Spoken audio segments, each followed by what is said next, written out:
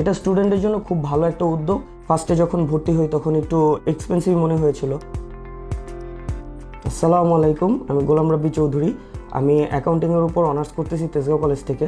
আর creativity থেকে গত বছর ইন্টেরিয়র এক্সটেরিয়রের উপর কোর্স করেছিলাম। এখন আমি full time interior and exterior freelancer. বর্তমানে আমি আপওয়ার্কে কাজ বেশি করতেছি, ক্লায়েন্টদের কাজ। আর আমি মেইনলি 3D ফ্লোর প্ল্যান ডিজাইনিংটা বেশি করি, কারণ এটাতে আমি নর্মালি স্বাচ্ছন্দ্য বোধ করি, কাজটাতেও আমি ভালো পারি।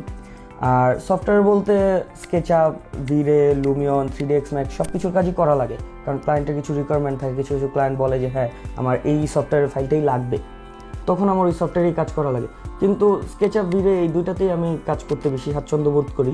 আর লোকাল মার্কেটে নর্মালি আমি 1-2টা কাজ করেছিলাম, একটা রেস্টুরেন্টের ডিজাইন আর টুকিটাকি ছোটোখাটো অফিস দোকান, এগুলোর কাজ করা হয়েছে। এখন সম্পূর্ণ আপওয়ার্ক, ফ্রিল্যান্সার, fiverr.com এগুলোতেই কাজ করা হয়। এইসব মার্কেট প্লেস থেকে আমার মান্থলি $400-450 মতো আর্নিং হচ্ছে এখন। ইন্টেরিয়র ডিজাইন বর্তমান ওয়ার্ল্ডে খুবই আপরাইজিং একটা সেক্টর, কারণ আপনার যে কোনো ধরনের ঘর বাড়ি ডিজাইনের জন্য বিদেশিরা এখন সব জায়গায় ইন্টেরিয়র ডিজাইনারই হায়ার করতেছে, কারণ একটা স্বপ্নের বাড়ি সে তার নিজের মতো করেই সাজাবে, এই জন্য একটা ইন্টেরিয়র ডিজাইনার দরকার।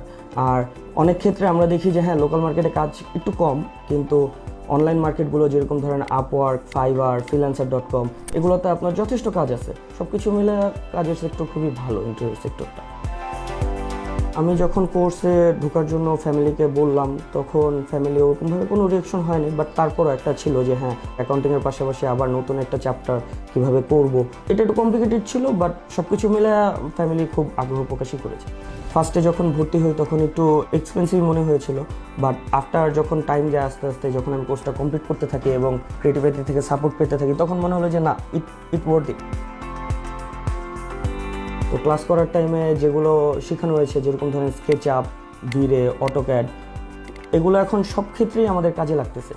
ইভেন আমি ক্লায়েন্ট হ্যান্ডেলিংয়ের সময় এখন আমি স্কেচআপে কাজ করতেছি, 3ds Max'ের ওরকম কোনো প্রয়োজন পড়তেছে না, কারণ স্কেচআপে এখন সব কিছু করা যায়।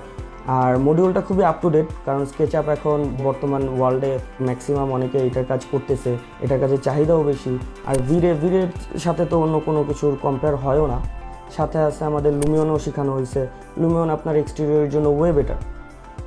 আর অটোক্যাড তো এটা তো আমরা সবাই জানি যে অটোক্যাড আমাদের আর্কিটেকচার রিলেটেড কাজে অটোক্যাড এটা নেসেসারি।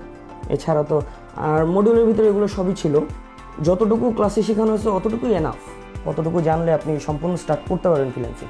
আর ক্লাসমেটরা সবাই ভালো, কারণ তারাও অনেক ইঞ্জিনিয়ারিং ব্যাকগ্রাউন্ড থেকে আসছে।